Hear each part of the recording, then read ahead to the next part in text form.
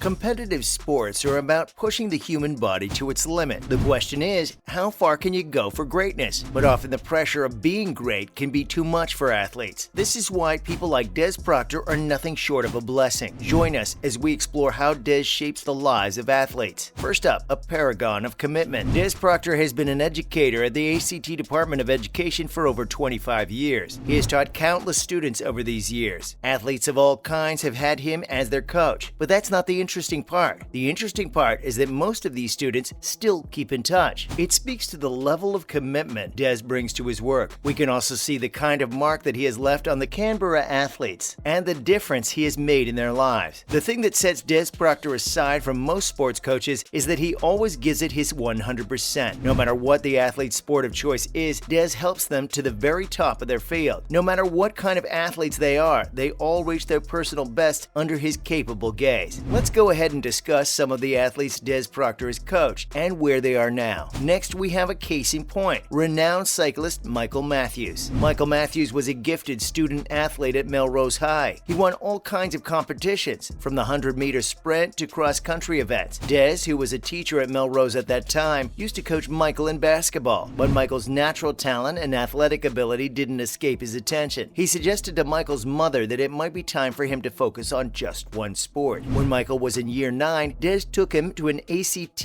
Academy of Sport Talent identification program at Canberra High for the 2005-2006 scholarship intake for cycling and rowing. Not surprisingly, Michael's natural talent was apparent to all. He was recognized as a gifted athlete right off the bat. Once selected, he opted for cycling, and the rest, as they say, is history. Internationally renowned cycling coach Glenn Donnie took over. Lo and behold, by 2010, Michael Matthews was the under-23 road cycling world champion. This is the kind of difference a dedicated coach with a keen eye can make. Just think, if Des wasn't there to help guide Michael, he might have never tried out for the ACT Talent Identification Program. The end is nowhere in sight for Michael yet. At 31, he became one of the world's top cyclists after winning stages on the Grand Tours. He also secured the coveted green jersey awarded after the points classification in the Tour de France in 2017. It seems like Des's list of mentees is never ending. Among others, he also coached Nathan Hart, another Melrose High student. Des took him to the ACT Academy of Sport Talent hunt as well. He was a soccer player at the time, but Des could spot his natural affinity for sport a mile away. So he took another gifted student to the ACT Talent hunt. And sure as night follows day, Nathan also went on to become a great athlete. He became a track cyclist. And not just any track cyclist, he went on to represent Australia at the Olympics as well as the Commonwealth Games. So what makes Des so good? The question is, what makes Des so good at picking out talented athletes? You must be scratching your head wondering, how is he able to help them to be the best they can be? What's his secret? It turns out that his ability to push athletes to new heights partly comes from the fact that he used to be a great athlete as well. The empathy he feels comes from a place of knowing exactly what young athletes need. Des started running in school, and pretty soon he was the state champion in the state of Virginia. That's not all. At one point, he ranked 11th in the entire United States over 10 kilometers. Now that's what we call talent. Des moved to Canberra, Australia after he met an Australian while he was attending university in the US. And of course, his introduction to the running scene in Australia was kind of affected by the fact that his brother-in-law was the legendary world marathon champion Rob DiCostella. Soon after he moved, he won the Canberra Times Fun Run in 1996, but it seemed like Lady Luck was not on his side. Unfortunately, his track and field aspirations were stopped short due to his injuries. He had to get 3 painful foot surgeries in just 2 years. Finally, he had to retire from running in 1998. But Des didn't let his misfortune get to him and started coaching in 2005. Soon in 2011, his son won the Under-17 Triathlon Championships. Seeing this, more athletes came flocking to him for a chance to get coached. And we can't blame them either. When questioned about his coaching technique, Des revealed that he just tries to do his best with every athlete. He encourages them as much as he possibly can. He's just one of those people that truly enjoy their work and give it their 110% every time. For him, any kind of a win by his students is a success, saying, "I get as much joy out of an athlete running a personal best as I do from an athlete making a national team." His athletes can feel this positive energy he emulates, and they understand that he genuinely wants what's best for them, which encourages them to trust him and give their best. That's precisely what sets him apart from other coaches, his desire to see every athlete achieve their best. This dedication is primarily the reason why Des is such a sought-after coach. He currently coaches around 50 athletes athletes, with the youngest being around 10 years of age. Here's to hoping for more success for Des and his squad of athletes. Time for some other news. Starting with iconic rowing coach Paul Thompson returns to Canberra. Paul Thompson, rowing coach extraordinaire, returns to Canberra, his home and where his rowing journey began. A talented rower, unfortunately his rowing career had to come to an abrupt stop when he broke his hand a year before the 1988 Olympic Games in South Korea. But Thompson didn't let that bring him down. He started coaching soon after, thus embarking on an incredible journey of training teams for medals at 7 different Olympics. His talented coaching didn't go unnoticed, and in the year 2000, he guided the Australian women's couples to silver in Sydney, after which Paul was recruited by the British women's rowing program. But after the 2020 Olympics, Thompson had a hard decision to make. He wanted to go back to Canberra in light of some family things that had popped up. Just then, Rowing Australia asked if he'd be interested in the role of the director. Overjoyed, Thompson accepted, and thus finds himself back where it all began, his hometown, Canberra. Next, esports gaining traction in Canberra. Canberra has a rich history of sports, with many prominent athletes and sporting families hailing from there. And considering the meteoric rise of esports internationally, it's only natural that universities like the Australian National University, ANU, and the University of Canberra, UC, both have esports clubs. Benjamin Wu, acting president of the UC Esports Club, says that Australia has been lagging when it comes to esports, but things are finally picking up. Ben sees esports quite similarly to traditional sports. It's something that everyone enjoys taking part in, or even just watching. Some people are still skeptical, claiming how can esports qualify as a sport if you're just sitting in a chair glued to a screen the entire time? But if the popularity is anything to go by, we can safely assume there are big things in store for esports in Australia. In terms of its popularity, get this: Queensland University of Technology, QUT, has even started to offer scholarships for esports players. You heard that right. Esports players can be chosen under QUT's Elite Athlete program. How's that for gaining traction? And finally, Canberra Raiders co-captain backs Jarrod Croker. In recent news, it was revealed that the Raiders co-captain Elliott Whitehead has thrown his weight behind Jarrod Croker to return after sustaining what many perceive to be a season-ending injury. From co-captain to captain, it seems that Whitehead wants to see Croker return next season because he feels that Croker deserves to play 300 NRL games. Croker is the captain for the Canberra Raiders in the National Rugby League, NRL, and has played almost his entire career with Canberra. It's only natural that his team, let alone his co-captain, would show this kind of loyalty in what must be a very difficult time for Croker. There is some good news for the Raiders and their fans. After many scans of his shoulder, it was revealed that Croker will not be needing surgery, but he will be required to miss 2 to 3 weeks of action. Although it seems like a long time, a few weeks is nothing if it means he can resume his career after he heals. He'll return soon after undergoing rehab for the shoulder. Well, that's all for today, folks. We hope you enjoyed hearing about Des and his amazing coaching ability. Let us know in the comments below what your favorite part of the video was. As always, don't forget to like and share. Subscribe to our channel for more videos like this. See you next time.